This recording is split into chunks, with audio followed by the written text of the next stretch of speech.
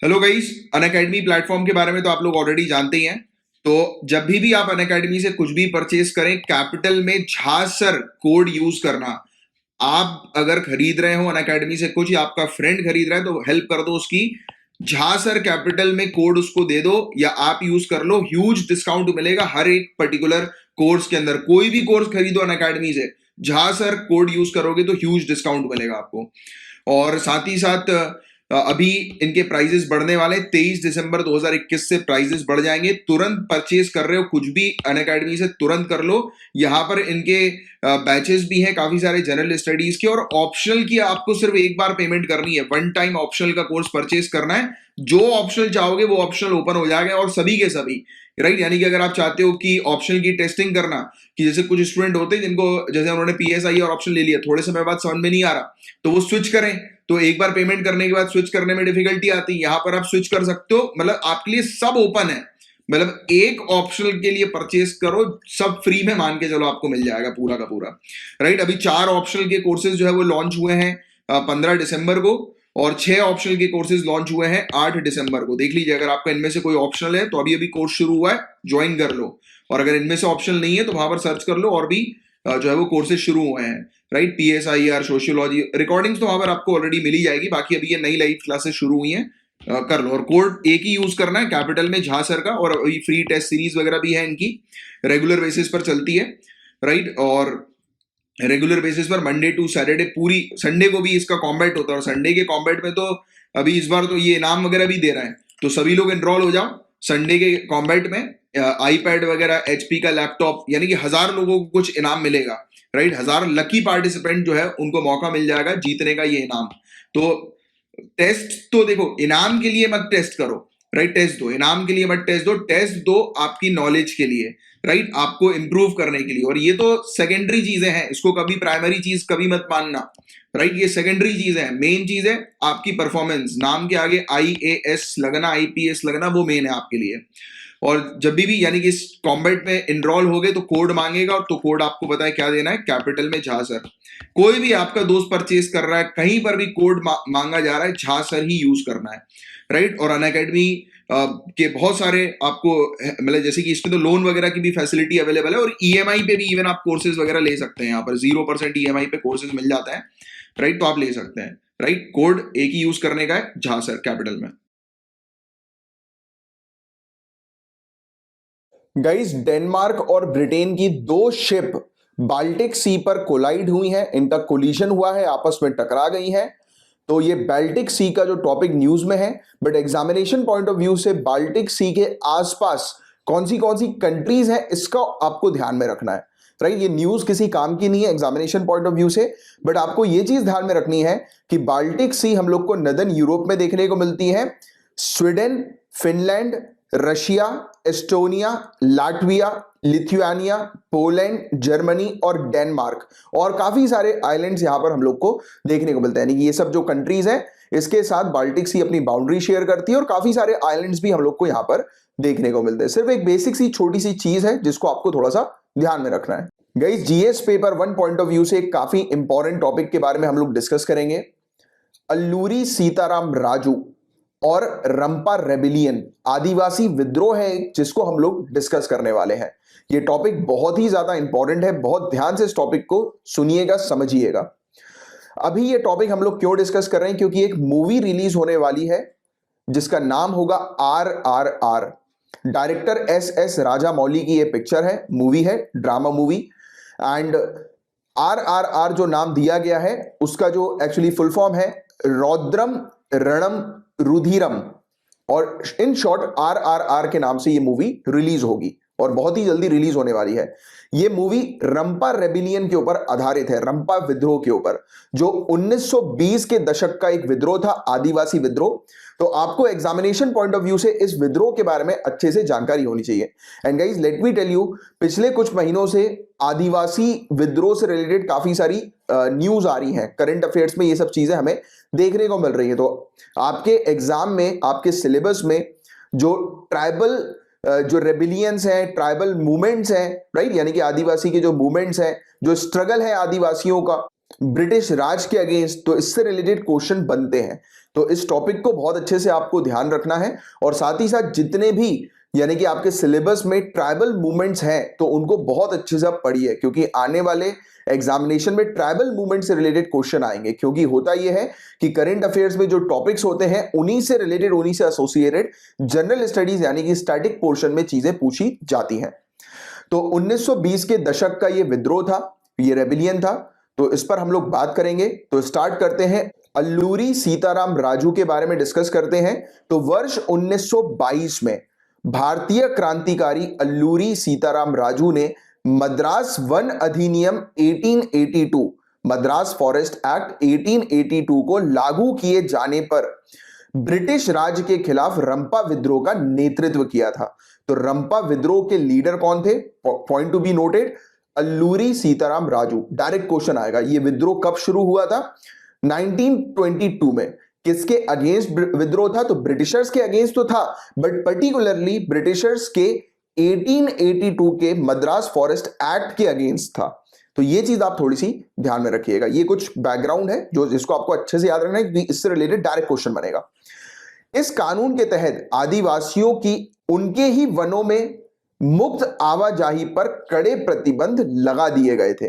तो ब्रिटिशर्स ने आदिवासी के मूवमेंट जो है कि जहां पर वो आते जाते हैं उसको रोक दिया था, उसको रिस्ट्रिक्ट कर दिया था।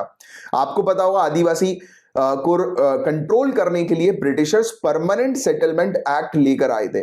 वो चाह रहे थे कि जितने भी लोग हैं, ब्रिटिशर्स हैं, हर्डर्स जो हम लोग को देखने को मिलते हैं, ट्रेडर्स जो जिनका एक पर्टिकुलर जगह पर वो नहीं है, निवास नहीं है, तो ब्रिटिशर चाह रहे थे कि ऐसे जो ग्रुप ऑफ पीपल है जो एक जगह से दूसरी जगह पर मूवमेंट करते हैं तो उनका एक पर्टिकुलर निवास हो। क्यों हो निवास एक पर्टिकुलर? क्यों वो एक जगह पर स्टे करें? कि जिससे कि ब्रिटिशर्स उनको कंट्रोल कर सकें, राइट? क्योंकि अब एक व्यक्ति, आप खुद समझिए, एक व्यक्ति अगर अपनी लोकेशन बार बार चेंज करता रहेगा तो उस पर अथॉरिटीज उसको कंट्रोल नहीं कर पाएंगी, बिकॉज अथॉरिटी ऑलवेज वांट्स कि जो ग्रुप ऑफ पॉपुलेशन जो है वो एक ही जगह पर रहें, उनका एक परमानेंट निवास हो, जिससे कि उनको कंट्रोल करना, उनको रेगुलेट करना जो है वो आसान हो सके एडमिनिस्ट्रेशन के लिए। तो this is the main understanding जो कि आपको डेवलप करनी है इस टॉपिक से रिलेटेड। कि ब्रिटिशर्स, देखो क्वेश्चन ये भी बन सकता है, क्योंकि डायरेक्ट तो क्वेश्चन यूपीएससी पूछेगी नहीं, वो ये पूछेगी कि ब्रिटिशर्स का क्या ऑब्जेक्टिव था परमानेंट सेटलमेंट एक्ट को लाने का, या ब्रिटिशर्स क्यों चाहते थे कि आदिवासी जो है उनके मूवमेंट को रिस्ट्रिक्ट करना, क्यों चाहते थे? द रीजन बीइंग इज कि Britishers wanted to control, right, to establish control over them. तो वो उनके ऊपर कंट्रोल करना चाहते थे। This is the main thing that you need to understand. तो अल्लूरी सीताराम राजू ने चैलेंज किया 1882 के मद्रास फॉरेस्ट एक्ट को, राइट? तो ये चीज क्लियर। तो इस कानून के लागू होने की वजह से आदिवासी समुदाय पारंपरिक पोडू कृषि पद्धति यानी कि traditional Podu agricultural system, right, जिसके अंदर इन्वॉल्व था शिफ्टिंग कल्टीवेशन यानी कि झूम खेती जिसके अंदर शामिल थी, तो ये वहां के आदिवासी नहीं कर पा रहे थे, शिफ्टिंग कल्टीवेशन नहीं कर पा रहे थे। शिफ्टिंग कल्टीवेशन के बारे में आपको पता होगा कि एक परमानेंट जगह पर उनकी एग्रीकल्चरल प्रैक्टिसेस होती नहीं थी, वो एक जगह पर क्रॉप्स को उगाते थे और उसके बाद उस जगह को जलाकर वो कहीं और चले जाते थे, दूसरी जगह पर जो है वो सेटलमेंट करते थे अपना, राइट, दूसरी जगह पर फिर खेती करते थे। तो ये एग्रीकल्चरल प्रैक्टिसेस थी, शिफ्टिंग एग्रीकल्चरल प्रैक्टिसेस, झूम कल्टीवेशन, राइट, जिसको हम लोग बोलते हैं, जानते हैं इस चीज के नाम से। तो अब जो यहाँ के जो आदिवासी थे, राइट, वो बिल्कुल भी इस प्रैक्टिस को जो है वो नहीं कंडक्ट कर पा रहे थे, पोडू एग्रीकल्चरल सिस्टम। तो क्वेश्चन ये भी बन सकता है कि पोडू एग्रीकल्चरल सिस्टम किससे एसोसिएटेड है? तो शिफ्टिंग कल्टीवेशन या फिर झूम खेती से एसोसिएटेड है। ठीक है, तो ये पॉइंट आपको ध्यान में रखना है। और ये जो आर्म्ड स्ट्रगल था, यानी कि इस स्ट्रगल में जो ये आदिवासी थे, अल्लूरी सीताराम राजू और उनके जो सपोर्टर्स थे, उन्होंने ब्रिटिशर्स के अगेंस्ट आर्म्ड रेबिलियन किया या आर्म्ड स्ट्रगल किया, यानी कि वेपन्स वगैरह से लड़ाई लड़ी, राइट। और इस पर्टिकुलर जो पूरा स्ट्रगल जो था उसका अंत हुआ 1924 में और एक हिंसक कार्रवाई के साथ ये शुरू हुआ था रेबिलियन, विद्रोह, जिसमें सीताराम राजू को ब्रिटिश सिपाहियों ने पकड़कर पेड़ से बांध दिया और एक फायरिंग दस्ते द्वारा उन्हें गोली मार दी गई। तो इस प्रकार से आप जानते हैं कि ब्रिटिशर किस प्रकार से जो है वो ब्रूटल प्रैक्टिसेस करते थे, राइट, कि उनके जो एनिमीज थे ब्रिटिशर्स के या ब्रिटिश पॉलिसीज के अगेंस्ट जो भी लोग खड़े होते थे, तो ब्रिटिशर्स उनको पेड़ से बांधकर फायरिंग कर दी, यानी कि पेड़ पे बांधा और जितने भी ब्रिटिशर्स के वहां पर स्क्वाड था, राइट, जो गन लेकर खड़ा हुआ था, तो उन्होंने उनको ऑर्डर दे दिया कि फायर कर दो। तो इस प्रकार की ब्रूटल तरीके से जो है वो पनिश किया गया और उनको मार दिया ब्रिटिशर्स ने, राइट। और अल्लूरी सीताराम राजू को वीरता के लिए उन्हें मानियम वीरुडु या जंगल के नायक की उपाधि दी गई है। इनको टाइटल मिला है हीरो ऑफ जंगल। तो क्वेश्चन ये भी आपसे डायरेक्टली पूछा जा सकता है कि हीरो ऑफ जंगल का टाइटल किसको दिया गया है, तो आपको ध्यान में रखना है अल्लूरी सीताराम राजू। तो चलिए बताइए अभी तक आपको कितना याद है कि अल्लूरी सीताराम राजू से रिलेटेड कौन सी मूवी बना रहे हैं और कौन बना रहे हैं, बताइए जरा नीचे कमेंट बॉक्स पर उनका नाम, देखते हैं किसको पता है। अब गाइस ये जो विद्रोह है रंपा विद्रोह, इसमें एक पर्सनालिटी और इंपॉर्टेंट है जिनका नाम है कोमाराम भीम। तो क्वेश्चन ये भी बन सकता है कि कोमाराम भीम किससे एसोसिएटेड है, तो रंपा विद्रोह। तो ये पॉइंट आपको थोड़ा सा ध्यान में रखना है। तो इनका कोमाराम भीम का जन्म 1901 में हुआ था। तेलंगाना के आदिलाबाद जिले में गोंड समुदाय में इनका जन्म हुआ था। चंदा और बल्लालपुर रियासतों के जंगल में बसी जो आदिवासी कम्युनिटी थी उनके बीच में ये पले बड़े थे।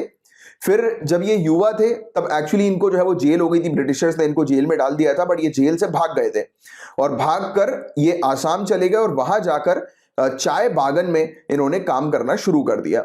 और वहीं पर ही उन्हें अल्लूरी सीताराम राजू जी के बारे में पता लगा और उन्हीं के अंडर, अल्लूरी सीताराम राजू जी के अंडर इन्होंने जो है वो विद्रोह को कंटिन्यू किया, रंपा विद्रोह को। तो ये कुछ चीजें हैं रंपा विद्रोह से रिलेटेड। 1922 का ये विद्रोह हम लोग को देखने को मिला था। 1922 से लेकर 1924 में ये विद्रोह जो है वो एंड हुआ, जिसके बारे में एक अच्छी आपको जानकारी होनी चाहिए, राइट। तो अब बताइए आप, कुछ क्वेश्चंस आप लोगों के लिए कि इस विद्रोह में किस चीज को चैलेंज किया गया था, इस रेबिलियन में किस चीज को चैलेंज किया था, कौन से कानून को चैलेंज किया था, राइट, और किस पर्पस के लिए किया था। तो ज्यादा नहीं 20 वर्ड्स में इसको नीचे कमेंट बॉक्स पर आप लोग एक्सप्लेन करके बताएं। ये क्वेश्चन आपसे डायरेक्टली पूछा जा सकता है कि अभी रिसेंटली तबलीगी और दावा ये जो समूह है, ग्रुप है, इसे किसने बैन किया है, तो सऊदी अरेबिया ने इन दो ग्रुप्स को बैन कर दिया है एंड इसे अल अहबाब के नाम से भी जाना जाता है। और सऊदी अरेबिया का कहना है कि ये ग्रुप जो है वो सोसाइटी के लिए डेंजरस है। अब क्या मेन ऑब्जेक्टिव था इन ग्रुप को बैन करने का, वो अभी तक क्लियर नहीं है। अब अगर क्लियर होगा आगे चल के कुछ इस पे अपडेट्स मिलेंगी तो मैं आपको इन्फॉर्म करूंगा, बट अभी एग्जामिनेशन के लिए ये पॉइंट डायरेक्टली आ सकता है, इस पर आप थोड़ा सा ध्यान रखिएगा। गाइस एक बहुत इंपॉर्टेंट टॉपिक के बारे में हम लोग डिस्कस करेंगे, GS paper 2 point of view से ये टॉपिक है UNCLOS, United Nation Convention on law of the sea, संयुक्त राष्ट्र समुद्री कानून संधि। तो इसके बारे में हम डिस्कस करेंगे। इसको अडॉप्ट और साइन किया गया था, यानी कि इस कानून को 1982 में अपनाया गया था और यह कानून लागू हुआ था 1994 में, राइट। और अप्रैल 1958 के 4 जेनेवा के कन्वेंशन जो थे उनको हटाकर, उनको रिप्लेस करके UNCLOS को लाया गया। और जो 4 जेनेवा के जो कन्वेंशन थे वो किससे संबंधित थे, तो territorial sea, contiguous zone, continental shelf, high seas, fishing and conservation of living resources on high seas. मैं रिपीट करता हूं, प्रादेशिक सागर यानी कि टेरिटोरियल सी, सन्निहित क्षेत्र यानी कि कंटीजियस जोन, महाद्वीपीय शेल्फ या खुले सागर यानी कि हाई सीज, और खुले सागर में मत्स्यन एवं जीवित संसाधनों के संरक्षण से संबंधित ये 4 जेनेवा कन्वेंशन थे 1958 के।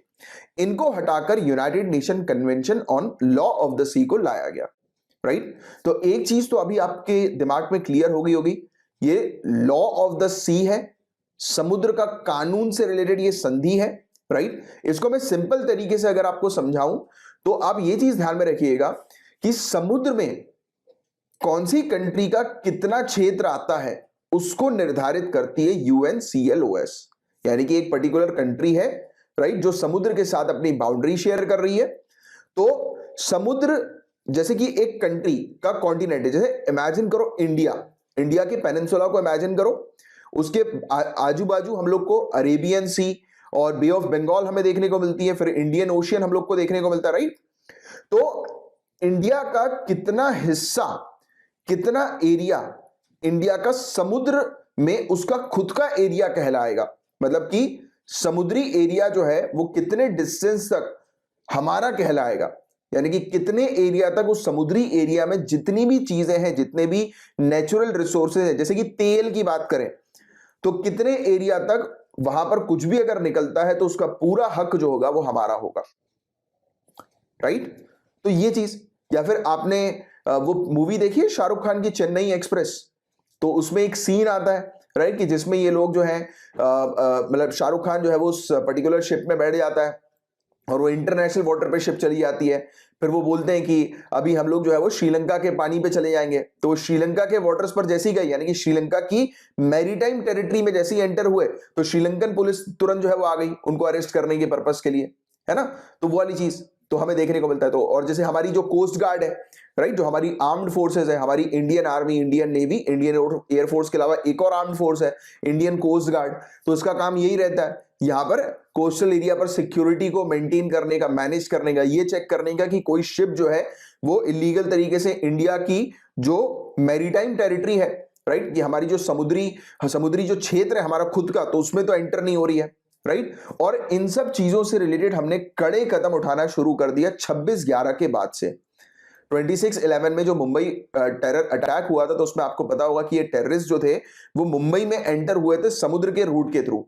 तो आपने अगर वो नाना पाटेकर की 26/11 मूवी देखी होगी तो उसमें ये स्टार्टिंग में ही ये सीन है कि किस प्रकार से टेररिस्ट ने जो है वो हमारे मछुआरे को मारा, और उस समय भी उन्होंने बोला था कि अरे यार हम लोग इंटरनेशनल वाटर पे तो नहीं जा रहे, राइट, यानी कि पाकिस्तान के नजदीक तो नहीं पहुंच गए हम लोग, तो हमें चलो पलटानी पड़ेगी बोट। तो उस बोट का मालिक नहीं बोलता कि चलो आप पलटाओ, राइट, आप जो है वो आगे आगे हो शायद, राइट, अंतरराष्ट्रीय पानी में आगे मछली पकड़ते पकड़ते, राइट, तो उसको आपको पलटाना पड़ेगा। तो ये जो बाउंड्रीज हैं जो ये सेट की हैं, तो ये यूएनसीएलओएस ने सेट करी है, राइट। तो ये पॉइंट आप बहुत अच्छे से ध्यान में रखिएगा, और इससे रिलेटेड लगातार कई बार अभी रिसेंट पास में न्यूज आई है, राइट। और एक बस मैं सिंपल सी एक ट्रिक आपको बताता हूं जो आपको मेनली ध्यान में रखनी है कि हम लोगों का जो एरिया है समुद्र में वो 200 नॉटिकल माइल्स तक का एरिया है। अब आप मुझे बताएंगे ये सर्च करके कि एक नॉटिकल माइल जो है वो कितने किलोमीटर का होता है। तो आप जैसे गोवा पे खड़े हो, गोवा के बीच पे आप खड़े हो, आप गोवा के बीच से अगर सामने देखोगे तो 200 नॉटिकल माइल्स तक का जो एरिया होगा वो हमारा एरिया है, राइट। हमारा एरिया, उस एरिया पर हम कुछ भी जो है वो कर सकते हैं, वो पूरी टेरिटरी हमारे इंडिया के कंट्रोल की है, राइट, गेटिंग इट। तो ये चीज है जिसके बारे में एक आपको आइडिया होना चाहिए। तो अब मैं आता हूं इस कन्वेंशन के बारे में बात करता हूं, आपसे इस संधि के बारे में बात करता हूं। तो ये कन्वेंशन जो है ये मरीन और मैरीटाइम एक्टिविटीज के लिए, जहाजी और समुद्री गतिविधियों के लिए एक कानूनी ढांचा बन गया है, एक लीगल फ्रेमवर्क बन गया है, और इसे लॉ ऑफ द सीज कहते हैं। समुद्री कानून के रूप में भी इसे जाना जाता है। यह डिवाइड करती है मरीन एरियाज को 5 जोन में, जो आपको ध्यान में रखना है। कौन से 5 जोन है? इंटरनल वाटर्स यानी कि आंतरिक जल, और टेरिटोरियल सी यानी कि प्रादेशिक सागर, कंटीजियस जोन यानी कि सन्निहित क्षेत्र, और एक्सक्लूसिव इकोनॉमिक जोन यानी कि विशिष्ट आर्थिक क्षेत्र, और हाई सीज यानी कि खुला सागर, राइट। तो ये पॉइंट आप थोड़ा सा ध्यान में रखिएगा। और यूएनसीएलओएस समुद्री क्षेत्रों में किसी देश के अधिकार क्षेत्र हेतु एक रूपरेखा निर्धारित करता है, जैसे मैंने आपको बताया, एक फ्रेमवर्क तैयार करता है।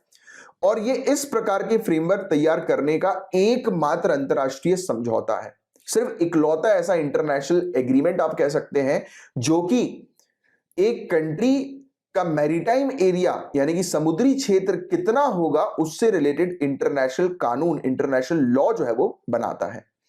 इसके तहत विभिन्न समुद्री क्षेत्रों के लिए अलग अलग कानूनी दर्जा प्रदान किया गया है। तो ये पॉइंट भी आपको बहुत अच्छे से ध्यान में रखना है।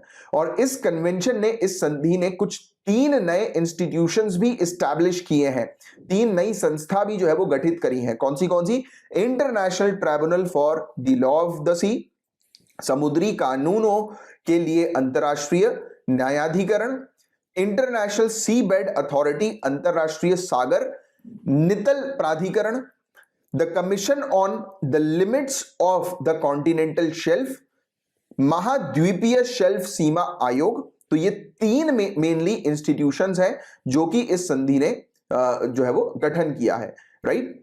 तो ये चीज है, और अभी ये टॉपिक हम लोग इसलिए डिस्कस कर रहे हैं क्योंकि पार्लियामेंट में UNCLOS के बारे में अभी डिस्कशन हुआ था संसद के अंदर, और जिसमें बताया गया कि इंडिया जो है वो किस प्रकार से UNCLOS को यानी कि इस इंटरनेशनल कानून को जो है वो सपोर्ट करती है, राइट। और इंडिया जो है वो सपोर्ट करती है फ्रीडम ऑफ नेविगेशन को, नौ परिवहन और समुद्री क्षेत्र के ऊपर से उड़ानों यानी कि ओवरफ्लाइट, और विशेष रूप से UNCLOS 1982 में परिलक्षित अंतरराष्ट्रीय कानून के जो सिद्धांत हम लोग को, जो प्रिंसिपल्स हम लोग को इंटरनेशनल लॉज के देखने को मिलते हैं, इसके आधार पर अबाधित वाणिज्य का समर्थन जो है वो इंडिया करती है, राइट। तो ये चीज हम लोग को देखने को मिलती है, राइट, कि इंडिया अलाउ करती है कि दूसरी कंट्रीज जो है वो ट्रेड पॉइंट ऑफ व्यू से, commerce commercial point of view से अगर इंटरनेशनल वाटर्स यानी कि इंडिया के नजदीक से होकर गुजरती हैं या इंडिया के ऊपर से जो फ्लाइट जो है वो होकर गुजरती हैं, तो इंडिया टोटली उस पर सपोर्ट करती है। आपको एक और चीज मैं बता देता हूं, जैसे कि ये समुद्र के क्षेत्र से रिलेटेड कानून है ना, वैसे ही एक ओवरफ्लाइट की अगर हम बात करें, राइट, कि जैसे कि हमारी, आपको पता होगा हमारी कंट्री के ऊपर से अगर कोई इंटरनेशनल फ्लाइट अगर उड़ रही है, राइट, यानी कि हमारी कंट्री के ऊपर से एक फ्लाइट उड़कर दूसरी कंट्री में जा रही है, यानी कि हमारी कंट्री में वो रुकी नहीं है बट वो ऊपर एयर स्पेस का यूज कर रही है, तो भी उस पर्टिकुलर फ्लाइट को या एयरलाइन कंपनी को जो है वो इंडिया को पैसा देना होता है। ये एक इंटरेस्टिंग सी चीज आपको शायद पता नहीं होगी, अब पता लग गई होगी कि फ्लाइट इंडिया के ऊपर से अगर उड़ रही है, इंडिया में रुकी भी नहीं है, आप जानते हैं ये वाली बात तो आपको पता ही कि एयरपोर्ट पे अगर फ्लाइट अगर रुकती है, लैंड होती है, तो फ्लाइट की कंपनी को वो पार्किंग स्पेस या एयरपोर्ट को यूज करने के लिए भी पैसे देने होते हैं, है ना। बट एयर स्पेस, इंडिया के एयर स्पेस को यूज करने के लिए भी फ्लाइट कंपनीज को जो है वो पैसे देने होते हैं, राइट। तो ये वाला पॉइंट भी आप थोड़ा सा ध्यान में रखिएगा। तो ये था गाइस पूरा ओवरऑल टॉपिक। मैं उम्मीद करता हूं आपको बहुत अच्छे से UNCLOS के बारे में पता लगा होगा। एक आपको मैं एक छोटा सा टास्क दे रहा हूं, Sagar security and growth for all in the region, ये इनिशिएटिव है सरकार का, इंडियन गवर्नमेंट का, बेसिकली मैरीटाइम सिक्योरिटी को लेकर। तो आप इस इनिशिएटिव के बारे में पढ़िए थोड़ा सा, और मुझे नीचे कमेंट बॉक्स पर लिखकर बताइए कि सागर इनिशिएटिव के बारे में आप क्या क्या जानते हैं, राइट। तो यह आप लोग के लिए एक टास्क है गाइज। अब हम लोग डिस्कस करेंगे प्रिविलेज मोशन के बारे में। GS paper 2 point of view से एक बहुत ही ज्यादा इंपॉर्टेंट ये टॉपिक है। Before starting this topic let me tell you कि अभी ये टॉपिक न्यूज में क्यों आया है, एंड अगेन ये जो चीज न्यूज में आई है that is not at all important for your examination. Main चीज जो एग्जामिनेशन के लिए जो आपके लिए इंपॉर्टेंट है वो है विशेष अधिकार प्रस्ताव, प्रिविलेज मोशन क्या होता है, इस चीज को समझना। पहले प्रिविलेज मोशन न्यूज में क्यों आया है ये मैं आपको बता देता हूं, देन प्रिविलेज मोशन जो आपके लिए इंपॉर्टेंट है उसको हम डिस्कस करेंगे। तो अभी रिसेंटली हाल ही में तृणमूल कांग्रेस पार्टी के 2 सांसद और कांग्रेस पार्टी के 3 सांसद ने भारत के पूर्व मुख्य न्यायाधीश एवं राज्यसभा सदस्य रंजन गोगोई के खिलाफ विशेष अधिकार उल्लंघन प्रस्ताव यानी कि प्रिविलेज मोशन जो है वो पेश किया है। तो फॉर्मर CJI के अगेंस्ट प्रिविलेज मोशन जो है वो अभी लेकर आई है, राइट, यानी कि सदन में हमें देखने को मिल रहा है, दैट्स व्हाई ये टॉपिक न्यूज में है। और श्री रंजन गोगोई ने हाल ही में एक इंटरव्यू के दौरान कहा था कि उन्होंने जब उनका मन हुआ तब सदन में भाग लिया। तो इस स्टेटमेंट के अगेंस्ट जो है प्रिविलेज मोशन जारी किया गया है। और आपको बता दें कि रंजन गोगोई जी ने हाउस को ज्वाइन किया था मार्च 2020 में, और उन्होंने हाउस को in total 6 he bar attend किया था, यानी कि इसकी मीटिंग में ये 6 ही बार शामिल हुए थे।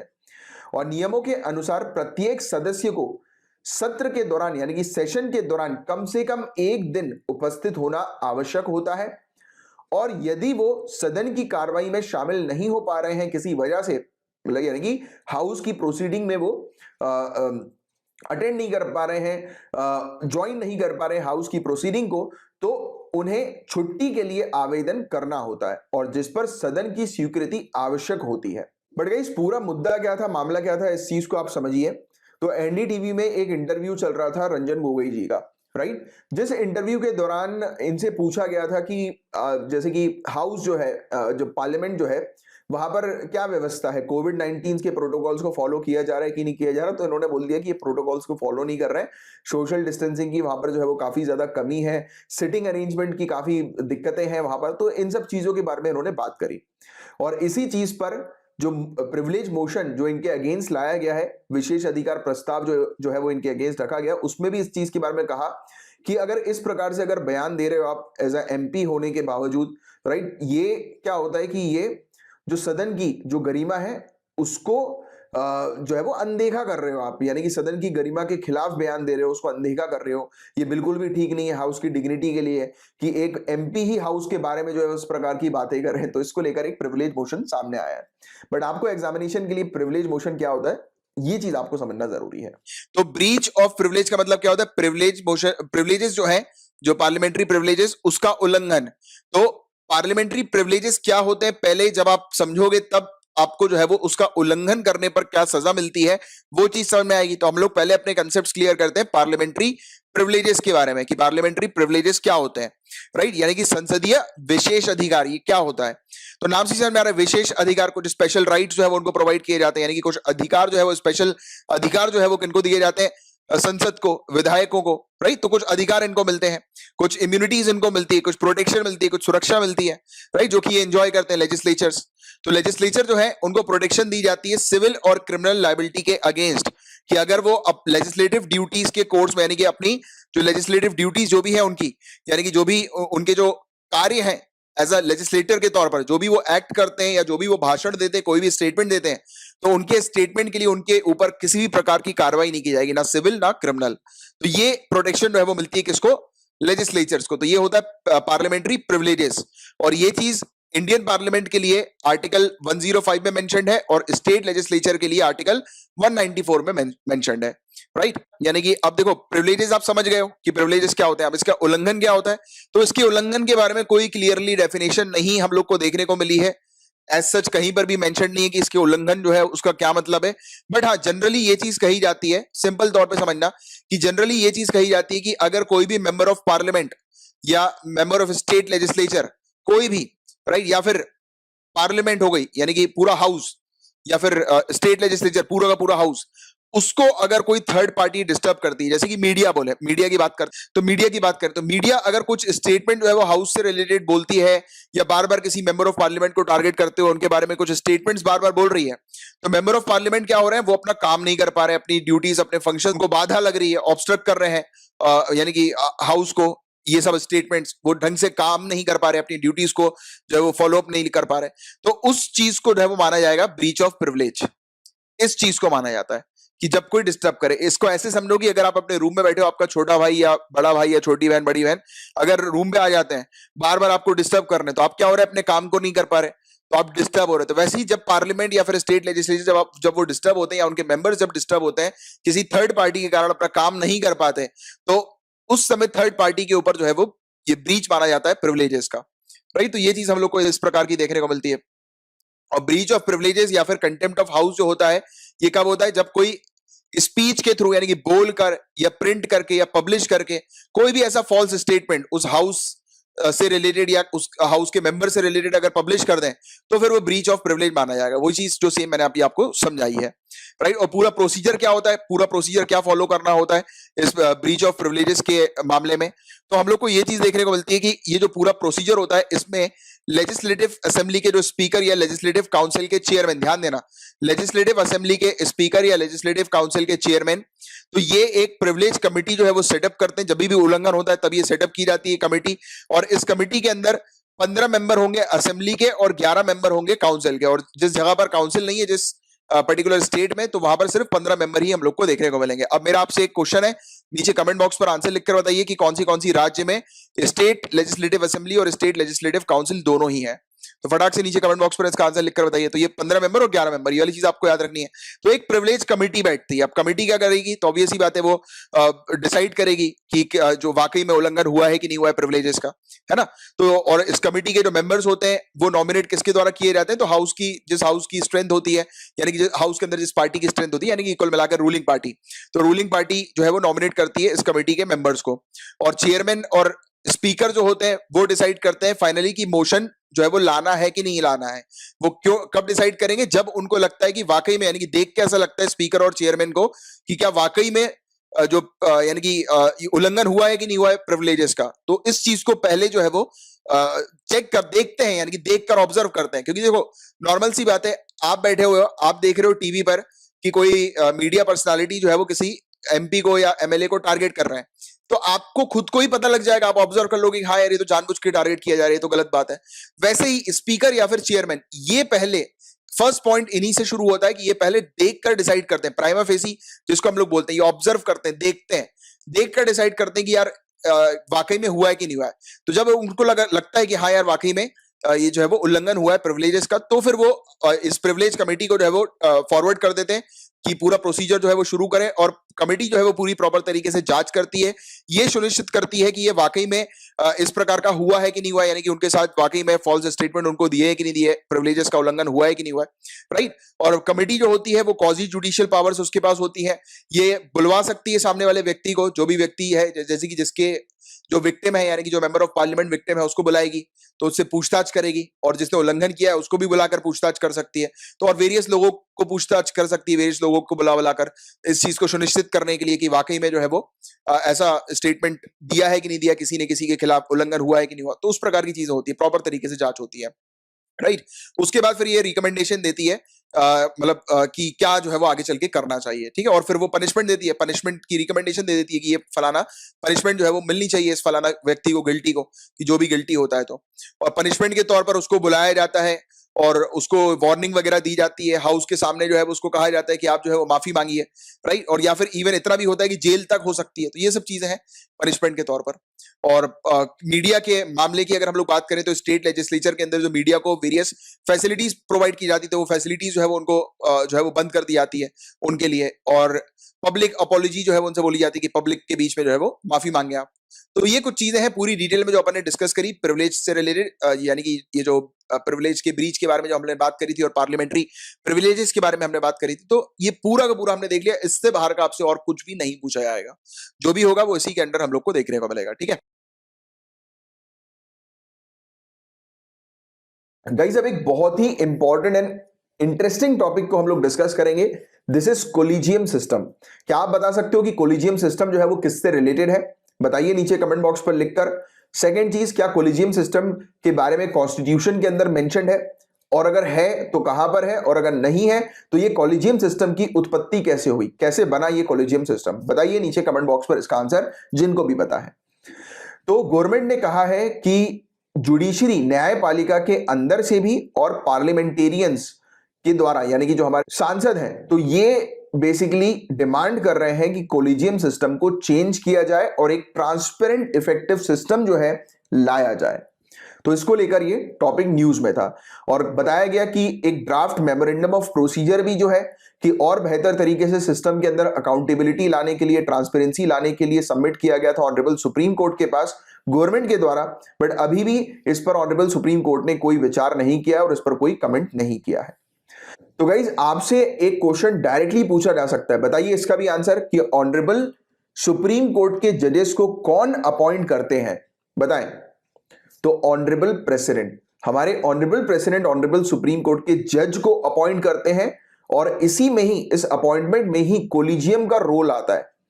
कोलिजियम सिस्टम के तहत जो कोलिजियम जो होती है, अभी बात करेंगे कोलिजियम के बारे में डिटेल में, अभी के लिए समझो कि कोलिजियम क्या करती है, ऑनरेबल प्रेसिडेंट को जज के नाम रिकमेंड करती है, और उसी नाम को ऑनरेबल प्रेसिडेंट को जो है वो अपॉइंट करना होता है एज अ सुप्रीम कोर्ट के जज के तौर पर। तो एक चीज हमने अभी मोटे मोटे तौर पर समझी कि कोलिजियम सिस्टम जो है वो जजेस के अपॉइंटमेंट से रिलेटेड है, कि किस जज को अपॉइंट करना है, किसको नहीं। बट फाइनल अपॉइंटमेंट कौन करते हैं? Honourable president. और किसके बिहाफ पर? कोलिजियम के बिहाफ पर अपॉइंटमेंट किया जाता है, क्योंकि कोलिजियम ऑनरेबल प्रेसिडेंट को जजेस के नाम की लिस्ट देता है, राइट। और उन्हीं जजेस को ऑनरेबल प्रेसिडेंट अपॉइंट करते हैं, राइट। तो कुछ इस पर आगे चल के बात करेंगे, but before starting this particular topic यानी कि कोलिजियम सिस्टम, पहले आपको यह जानना जरूरी है कि ऑनरेबल सुप्रीम कोर्ट का जज बनने के लिए एलिजिबिलिटी क्या होती है। तो आप मुझे बताएं कि किस आर्टिकल के अंदर यह चीज मेंशन है, बताएं। तो आर्टिकल 124 हमारे इंडियन कॉन्स्टिट्यूशन के अंदर बताता है कि ऑनरेबल सुप्रीम कोर्ट का जज बनने के लिए एक इंडिविजुअल को क्या क्या चीजें, क्या क्या कंडीशंस फॉलो करनी है। तो पहली और सबसे मोस्ट इंपॉर्टेंट कंडीशन कि वो इंडियन सिटीजन होना चाहिए। दूसरी चीज, उसकी उम्र 65 साल 65 ईयर से ज्यादा नहीं होनी चाहिए, और एक या एक से ज्यादा हाई कोर्ट में उन्होंने एटलीस्ट 5 सालों तक एज अ जज के तौर पर जो है वो कार्य किया हो, या फिर एक कोई व्यक्ति जो कि हाई कोर्ट का एडवोकेट रहा हो फॉर एटलीस्ट 10 ईयर्स, राइट, 10 सालों के लिए। तो ये लोग जो है वो एलिजिबल हो सकते हैं ऑनरेबल सुप्रीम कोर्ट के जज बनने के लिए, राइट। क्लियर हो गई ये वाली बातें। अब कोलिजियम सिस्टम की बात करते हैं। तो ये सिस्टम जजेस के अपॉइंटमेंट और ट्रांसफर से रिलेटेड है, और ये सिस्टम के बारे में क्या इंडियन कॉन्स्टिट्यूशन में लिखा है? नहीं। क्या कोई कानून जो है उसके तहत ये सिस्टम बना है? नहीं। ऑनरेबल सुप्रीम कोर्ट के जजमेंट के ही आधार पर कोलिजियम सिस्टम की उत्पत्ति हुई है। तो ऑनरेबल सुप्रीम कोर्ट ने खुद जो है वो कोलिजियम सिस्टम को एस्टैब्लिश किया है अपने जजमेंट के थ्रू, क्योंकि वेरियस केसेस होते हैं, उन केसेस में ऑनरेबल सुप्रीम कोर्ट जजमेंट देती है, राइट, यानी कि अपना फैसला सुनाती है। तो कोर्ट के फैसले के तहत ही, यानी कि जजमेंट से ही उत्पत्ति हुई है सिस्टम की, राइट। तो ये बहुत इंटरेस्टिंग सी चीज है जो आपको थोड़ा सा ध्यान में रखना है। एंड सुप्रीम कोर्ट का जो कोलिजियम है उसके हेड कौन होते हैं? चीफ जस्टिस ऑफ इंडिया, हमारे ऑनरेबल चीफ जस्टिस, भारत के मुख्य न्यायाधीश, ये हेड होते हैं, और इसमें 4 और सीनियर मोस्ट जजेस होते हैं। तो एक चीज हमें क्लियर हुई कि ये कोलिजियम जो है वो टोटल कितने मेंबर्स का है? तो 5 मेंबर का है, राइट। तो ये पॉइंट आप ध्यान में रखिएगा। ऐसा ही हाई कोर्ट का भी कोलिजियम होता है। हाई कोर्ट में हेड कौन होंगे? तो सुप्रीम कोर्ट के कोलिजियम में हेड सीजेआई होते हैं, तो हाई कोर्ट के जो सीजे होते हैं, चीफ जस्टिस जो होते हैं, वो इसके हेड होते हैं हाई कोर्ट के कोलिजियम के। और इसमें भी 4 और सीनियर मोस्ट जज हम लोग को हाई कोर्ट के देखने को मिलते हैं, राइट। तो ऐसे करके ये कोलिजियम बनता है। क्या कोलिजियम का रिकमेंडेशन फाइनल और बाइंडिंग होता है? This is very important question, कि अगर कोलिजियम ने ऑनरेबल प्रेसिडेंट को लिस्ट दी है, राइट, कि किस जज को अपॉइंट करना है, तो क्या वो लिस्ट फाइनल है और क्या वो बाइंडिंग है? तो इसको बहुत ध्यान से समझिए गाइस। इसमें होता क्या है, कोलिजियम ने एक बार लिस्ट दी, जैसे कि फॉर एग्जांपल 3 जजेस के नाम दिए कि इन जजेस को सुप्रीम कोर्ट का जज अपॉइंट कर दो ऑनरेबल प्रेसिडेंट को। तो ये नाम पहुंचे ऑनरेबल प्रेसिडेंट के पास कोलिजियम के माध्यम से। ऑनरेबल प्रेसिडेंट ने मना कर दिया, रिजेक्ट कर दिया कि नहीं, हम इन्हें अपॉइंट नहीं कर सकते, राइट। फिर क्या हुआ? कोलिजियम फिर से वो सेम 3 जजेस के नाम फिर से अगर भेजता है, राइट, तब उस समय ऑनरेबल प्रेसिडेंट को उन्हें अपॉइंट करना पड़ेगा। तो this is the powerful body. Honourable president के पास पावर है कि वो सिर्फ एक ही बार कोलिजियम सिस्टम के तहत या कोलिजियम के तहत जो नाम भेजे गए हैं, राइट, ऑनरेबल प्रेसिडेंट को, तो सिर्फ एक ही बार वो रिजेक्ट कर सकते हैं, उनको रिकंसिडरेशन के लिए जो है वो भेज सकते हैं। बट दूसरी बार फिर से अगर आ गया ऑनरेबल प्रेसिडेंट के पास सेम वो पर्टिकुलर नाम, तो उन्हें अपॉइंट करना पड़ेगा। तो दिस इज द थिंग जो चीज आपको ध्यान में रखनी है, राइट। तो ये चीजें हैं, और कुछ क्रिटिसिज्म भी, आलोचनाएं भी इससे रिलेटेड, सिस्टम से रिलेटेड हमें देखने को मिलती है। कहा जाता है कि इसके अंदर ट्रांसपेरेंसी नहीं है, राइट। इसमें नेपोटिज्म चलता है, भाई भतीजावाद जो है वो चलता है, राइट, कि कोलिजियम अगर जिस भी जज को चाहता है, राइट, अपॉइंट करना, तो वो उनका नाम जो है वो चूज कर लेते हैं, यानी कि सीनियर मोस्ट जज के हाथ में पूरा खेल है, यानी कि इस पूरी बॉडी जो है 5 मेंबर की, राइट, तो ये पूरा डिसाइड करती है किसको जज बनाना है, किसको नहीं बनाना है, राइट। तो उसमें प्रोसेस भी नहीं पता कि किस प्रोसेस के तहत, क्या मेरिट के तहत कर रहे हैं कि नहीं कर रहे हैं, वो भी नहीं पता, राइट। ये तो बस एक नाम जो है वो चूज कर लेते हैं और उसको जज बना देते हैं, राइट। किसमें कितनी योग्यता है, राइट, तो इसको बिना ध्यान दिए जजेस जो है वो बना दिए जाते हैं। तो ये चीज जो है वो कॉमन क्रिटिसिज्म हम लोग को देखने को मिलता है। और उसमें आप अगर मेंस का आंसर लिखेंगे इससे रिलेटेड, तो इसमें लिखिए कि इसमें सुधार लाने की आवश्यकता है। इसमें अभी देखिए ट्रांसपेरेंसी की कमी है, तो ट्रांसपेरेंसी लाने की आवश्यकता है। जैसा मैं आपको हमेशा बोलता हूं, जो प्रॉब्लम है वही उसका सोल्यूशन है। प्रॉब्लम यह है कि इस प्रोसीजर में ट्रांसपेरेंसी नहीं है, तो ट्रांसपेरेंसी लेकर आइए, है ना। तो ये चीज हमें देखने को मिलती है, राइट। और इसके अलावा कोलिजियम को ये चीज करनी चाहिए, राइट, कि ऑनरेबल प्रेसिडेंट के पास जैसे कि 3 वैकेंसी है जजेस की, तो ऐसा नहीं होना चाहिए कोलिजियम सिर्फ 3 लोग का ही नाम ऑनरेबल प्रेसिडेंट को दे रही है।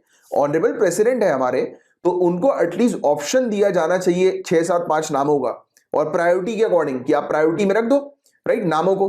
राइट, कि ये जो है वो कोलिजियम के अकॉर्डिंग ज्यादा योग्य हैं, ये उसके बाद तो प्रायोरिटी लिस्ट दे दो। लेट्स से कि 5 लोगों की लिस्ट दे दो, उन 5 लोगों में से ऑनरेबल प्रेसिडेंट के पास ऑप्शन दो, राइट, कि वो डिसाइड करेंगे इन 5 में से किनको जो है वो लेना है। तो इससे क्या होगा कि दो अथॉरिटीज यहां पर हमें देखने को मिल रही है। एंड ऑनरेबल प्रेसिडेंट की अगर हम बात करें तो you guys know about it कि ऑनरेबल प्रेसिडेंट एक्ट और ऑपरेट किसके बिहाफ में करते हैं? Council of minister headed by prime minister. तो ये प्रोसीजर चलती है, आपको पता होगा, बेसिक सी चीज, राइट। तो ये आपको पता होनी चाहिए क्योंकि ये बेसिक्स हैं बहुत। अगर आपके बेसिक्स क्लियर होंगे तो आपका एग्जामिनेशन आराम से क्लियर होगा, राइट। तो बात समझिए, काउंसिल ऑफ मिनिस्टर्स जो होते हैं उनके हेड जो होते हैं वो ऑनरेबल प्राइम मिनिस्टर होते हैं। तो काउंसिल ऑफ मिनिस्टर्स जो है वो प्राइम मिनिस्टर को बोलते हैं कि क्या करना है, और फिर प्राइम मिनिस्टर ऑनरेबल प्रेसिडेंट को बताते हैं कि उन्हें किस प्रकार से कदम उठाने चाहिए। तो इसका मतलब यह है साफ साफ कि अगर कोलिजियम अगर डिसाइड कर रही है, राइट, कि किनको जजेस बनाना है, उन्होंने अपनी प्रायोरिटी लिस्ट दे दी, तो इसको एक बार जो है वो पार्लियामेंटेरियंस तक भी पहुंचाया जाए, राइट, उनसे भी जो है वो सलाह मशवरा किया जाए, क्योंकि अल्टीमेटली पार्लियामेंटेरियंस है कौन? दे आर दोज पीपल जो इंडियन सिटीजन्स के रिप्रेजेंटेटिव हैं, यानी कि हमारे आम जनता की रिप्रेजेंटेटिव है, राइट। तो उनको भी जो है वो कुछ इन्वॉल्व किया जाए ऑनरेबल सुप्रीम कोर्ट के जज के सिलेक्शन की प्रोसीजर में, राइट। तो इस प्रकार से चीज अगर रखेंगे तो वो ज्यादा बेटर रहेगा। अब इसमें कुछ लोगों को डाउट आएगा कि अरे यार ये तो सर सेपरेशन ऑफ पावर के खिलाफ हो जाएगा। नहीं होगा, कैसे होगा? क्योंकि कोलिजियम सिस्टम तो इसमें तो और भी आप लोगों को इंक्लूड करके एक बेटर डिसीजन निकाल सकोगे, राइट। इसमें नहीं होगा, सेपरेशन ऑफ पावर को हार्म बिल्कुल नहीं होगा, क्योंकि कोलिजियम सिस्टम ने तो अपना काम कर दिया ना। उनको जितने जजेस की रिक्वायरमेंट थी, राइट, तो उन्होंने एक लिस्ट दे दी कि प्रायोरिटी में। फिर उसके बाद अगर पार्लियामेंट से भी अगर डिसाइड करेंगे तो प्रायोरिटी में जो है तो ऑब्वियस ही बात है उनका नाम तो आना ही है, उसके बाहर से तो आप किसी को उठाकर रख नहीं सकते हो, राइट। तो ये तो डिसीजन मेकिंग प्रोसेस को और अकाउंटेबल और ट्रांसपेरेंट और बेटर बनाने के लिए ये चीज की गई है, राइट। और ऐसी करनी चाहिए, की नहीं गई है, ये करनी चाहिए, ये रिफॉर्म्स है, राइट, जिसमें आप ये सब चीजें मेंशन कर सकते हैं, जो कि अभी एट प्रेजेंट है नहीं। एट प्रेजेंट कोलिजियम सिर्फ जितनी वैकेंसी होती है, राइट, जितनी भर्ती चाहिए होती है उतना नाम जो है वो दे देती है ऑनरेबल प्रेसिडेंट को। फिर ऑनरेबल प्रेसिडेंट जो है वो अपने अकॉर्डिंग जो है अपने अकॉर्डिंग क्या, वो तो उनको तो करना ही पड़ता है। और अगर वो पहली बार रिजेक्ट करेंगे तो दूसरी बार कोलिजियम जो है वो दे देगा उनको नाम ऑनरेबल प्रेसिडेंट को, तो फिर उनको करना ही पड़ जाएगा। तो this is the whole thing जिस पर एक अच्छी अंडरस्टैंडिंग आपको होनी चाहिए, right guys. Hackers log for shell की मदद से लोगों की एप्लीकेशन या लोगों का जो कंप्यूटर है, सिस्टम जो है, उसको हैक कर पा रहा है। और ये जो फ्लॉ है ये है लॉग फॉर शेल का। ये साइबर सिक्योरिटी थ्रेट एक बहुत बड़ा अभी तक का बताया जा रहा है कि वर्स्ट साइबर सिक्योरिटी थ्रेट या फ्लॉ कह सकते हो, ये हमें देखने को मिल रहा है, जिसका उपयोग हैकर्स कर रहे हैं। तो प्रीलिम्स पॉइंट ऑफ व्यू से लॉग फॉर शेल, यहां पर फॉर जो है वो फोर जो है वो न्यूमेरिकल वाला है, लॉग फॉर शेल, राइट। तो ये चीज आप थोड़ा ध्यान में रखिए, मैं स्पेलिंग बोल देता हूं, LOG लॉग, 4 न्यूमेरिकल वाला, 4 1 2 3 4 वाला 4, एंड शेल SHELL, राइट। तो ये चीज हमें देखने को मिल रही है। ये प्रीलिम्स पॉइंट ऑफ व्यू से डायरेक्टली पूछा जा सकता है क्या है ये, तो आपको ध्यान में रखना है कि हैकर्स का एक टूल है जिसकी मदद से हैकर्स जो है वो एप्लीकेशन को एक्सेस कर सकते हैं बिना यूजर की जानकारी के, राइट। तो ये चीज है गाइज। हम लोग बात करेंगे इन्फ्लेशन टारगेटिंग के बारे में। बहुत ही बढ़िया सा ये टॉपिक है, मुद्रास्फीति लक्ष्यकरण का। क्या आप मुझे बता सकते हैं कि हमारा एट प्रेजेंट इन्फ्लेशन टारगेटिंग कितना है जो आरबीआई ने और गवर्नमेंट ऑफ इंडिया ने सेट किया है, बताइए जरा। तो इंडिया का जो रिटेल इन्फ्लेशन है, खुदरा मुद्रास्फीति इंडिया की जो है, तो नवंबर में लगातार दूसरे महीने में बढ़ती हुई 4.91% तक ये पहुंच गई है, और अक्टूबर में ये 4.48% जो है वो थी। तो अभी बताया जा रहा है कि हमारी कंट्री के अंदर महंगाई, इन्फ्लेशन ये बढ़ी है, राइट।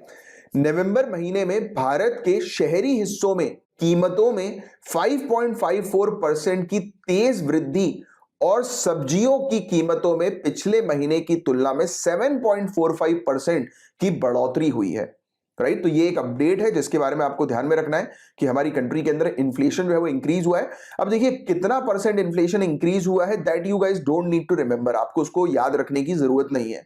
ये सब चीजें एग्जाम में नहीं पूछी जाती, बट मेनली पूछा जाएगा कि इन्फ्लेशन टारगेटिंग जो है वो क्या है, और इन्फ्लेशन हमारी कंट्री के अंदर क्या टारगेट रखा है, कितना रखा है। तो अभी उस पर मैं आपको बताने वाला हूं। तो ये लगातार हो रही वृद्धि के कारण आरबीआई द्वारा निर्धारित मुद्रास्फीति लक्ष्य प्रभावित होंगे। जो आरबीआई ने जो सेट किए हैं टारगेट्स इन्फ्लेशन को लेकर, मुद्रास्फीति को लेकर, तो इसमें हमें देखने को मिलेगा कि ये प्रभावित होंगे, इसमें थोड़ा सा इश्यूज आएगा। हो सकता है कि शायद कुछ नए इनिशिएटिव आरबीआई की तरफ से देखने को मिले इसको कंट्रोल करने के लिए, जो मॉनेटरी पॉलिसीज जो आरबीआई की हम लोग को देखने को मिलती है, राइट, जिनका फोकस रहता है कि हमारी कंट्री के अंदर इकोनॉमी जो है वो स्टेबल तरीके से रहे, स्टेबल चले, इन्फ्लेशन कंट्रोल रहे, राइट। बट जो काम की चीज है वो है इन्फ्लेशन टारगेटिंग, मुद्रास्फीति लक्ष्यकरण। तो इस पर हम लोग बात करेंगे, ये है क्या। तो ये एक सेंट्रल बैंक की पॉलिसी है, ये फोकस करती है कि हमारी कंट्री के अंदर एनुअल रेट ऑफ इन्फ्लेशन जो है वो एडजस्टेड रहे। मतलब कि जो इन्फ्लेशन जो चूज किया है, जो टारगेट जो चूज किया है आरबीआई ने और गवर्नमेंट ऑफ इंडिया ने, तो वो टारगेट जो है वो अचीव कर सके मॉनेटरी पॉलिसीज के माध्यम से। तो ये चीज होती है इन्फ्लेशन टारगेटिंग। जो प्रिंसिपल्स होते हैं इन्फ्लेशन टारगेटिंग के, वो किस चीज पर आधारित होते हैं? इस बिलीफ पर कि लॉन्ग टर्म इकोनॉमिक ग्रोथ जो है वो अचीव की जा सकती है प्राइस स्टेबिलिटी को मेंटेन करते हुए। यानी कि प्राइसेस जो है वो ना ज्यादा अप रहे ना ज्यादा डाउन रहे, स्टेबल रहेंगे अगर, तो लॉन्ग टर्म तक इकोनॉमिक ग्रोथ जो है वो अचीव की जा सकेगी। इस बिलीफ के साथ जो है ये इन्फ्लेशन टारगेटिंग लाया गया, राइट। और प्राइस स्टेबिलिटी जो है वो क्या करती है? इन्फ्लेशन, महंगाई को कंट्रोल करने का काम करती है प्राइस स्टेबिलिटी। यानी कि आप खुद समझिए इस चीज को, अगर वस्तु है, प्रोडक्ट्स हैं, अगर उनके प्राइस स्टेबल रहेंगे, बढ़ेंगे नहीं, तो हम क्या कर सकते हैं? इन्फ्लेशन को टारगेट कर सकते हैं। या फिर देखो क्या होता है, एक और चीज मैं आपको समझा दूं। आप लोग मुझे बताएं कि इन्फ्लेशन जो है वो किन के लिए अच्छा है, यानी कि महंगाई जो है वो किन के लिए अच्छी है। आप काफी सारे लोग बोलेंगे महंगाई तो किसी के लिए अच्छी नहीं है, बट आपको बता दें गाइस, महंगाई इंडस्ट्रियलिस्ट के लिए काफी अच्छी है। जो इंडस्ट्रियलिस्ट होते हैं, जैसे कि आप अपनी मैन्युफैक्चरिंग कंपनी अगर डालोगे, तो आपको तो चाहिए ना आपका प्रोडक्ट ज्यादा से ज्यादा प्राइस में जो है वो मार्केट में बिके, चाहिए कि नहीं चाहिए? तो जो इंडस्ट्रियलिस्ट जो होते हैं, मैन्युफैक्चरर्स जो होते हैं, राइट, ये हमेशा चाहते हैं कि महंगाई बढ़ती रहे। तो कभी कभी ऐसा क्वेश्चन भी आ सकता है, राइट, कि इन फॉलोइंग ऑप्शन में से बताइए कि कौन चाहता है कि महंगाई बढ़े? तो इंडस्ट्रियलिस्ट। कंज्यूमर कभी नहीं चाहेंगे, हम लोग कभी नहीं चाहेंगे, जो हम चीजों को परचेज करते हैं, राइट, खरीदते हैं, तो हम कभी नहीं चाहेंगे महंगाई बढ़े, हम कंप्लेन करेंगे। बट सबसे ज्यादा खुश इन्फ्लेशन के कारण कौन होते हैं? इंडस्ट्रियलिस्ट होता है, राइट। तो ये चीज आप ध्यान में रखिए, क्योंकि उनका प्रोडक्ट महंगे में मार्केट में बिकेगा, राइट, एंड दे वांट कि ज्यादा से ज्यादा कैश फ्लो जो है वो उनके पास आए, राइट। तो दिस इज द थिंग, तो this is the main important thing जो कि आप थोड़ा सा ध्यान में रखिएगा, राइट। तो अभी तक हमने समझा कि इन्फ्लेशन टारगेटिंग के बारे में। तो इन्फ्लेशन टारगेटिंग फ्रेमवर्क जो है गाइस, ये एक flexible inflation targeting framework India के अंदर जो हमें देखने को मिलता है। तो रिजर्व बैंक ऑफ इंडिया का एक अमेंडमेंट हुआ था, राइट, 1934 का जो आरबीआई का जो कानून था उसको 2016 में अमेंड किया गया। और इस अमेंडमेंट के साथ हमें देखने को मिलता है कि इन्फ्लेशन टारगेटिंग को लाया गया। और क्वेश्चन ये भी बन सकता है, ध्यान से सुनिए, कि इन्फ्लेशन टारगेट को किसके द्वारा सेट किया जाता है? तो गवर्नमेंट ऑफ इंडिया के द्वारा सेट किया जाता है आरबीआई के कंसल्टेशन के साथ। कितने सालों में? हर 5 सालों में। तो 3 points you need to remember. पहला पॉइंट, डायरेक्ट अगर क्वेश्चन आएगा, इन्फ्लेशन का टारगेट कौन सेट करती है? Option A government of India, option B RBI, option C both. क्या आपका आंसर होगा? बताइए, ए बी सी में लिखकर बताएं तुरंत। तो आंसर इज ए। क्यों? क्योंकि सेट करती है गवर्नमेंट ऑफ इंडिया। अब आप बोलेंगे कि सर आरबीआई के साथ कंसल्ट करके तो सेट करती है, अभी आपने बताया, बट आप इसमें कंसल्ट अलग है, आपसे कंसल्टेशन तो नहीं पूछा ना, डायरेक्ट क्वेश्चन है कि इन्फ्लेशन टारगेटिंग कौन सेट करती है? Government of India. Government of India set करती है, राइट। अब आप मेरी बात एक चीज समझिए, राइट, आपके घर में, राइट, जैसे कि फॉर एग्जांपल आपको एक कार खरीदनी है, राइट, यानी कि आपकी फैमिली के लिए आप चाह रहे हो एक कार खरीदना, तो आपके घर में मेजर डिसीजन कौन लेगा? आपके फादर, आपके बड़े, राइट, कि कार खरीदनी है कि नहीं खरीदनी है, राइट, तो वो मेजर डिसीजन लेंगे, राइट।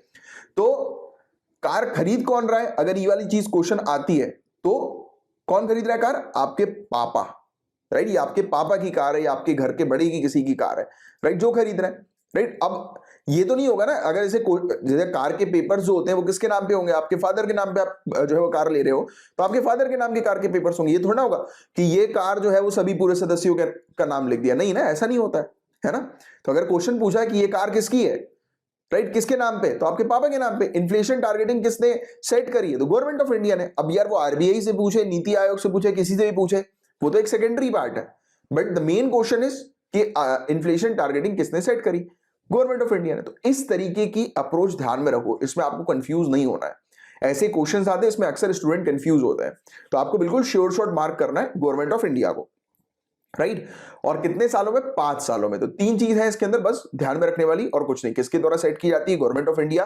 किसके कंसल्टेशन के साथ? आरबीआई के।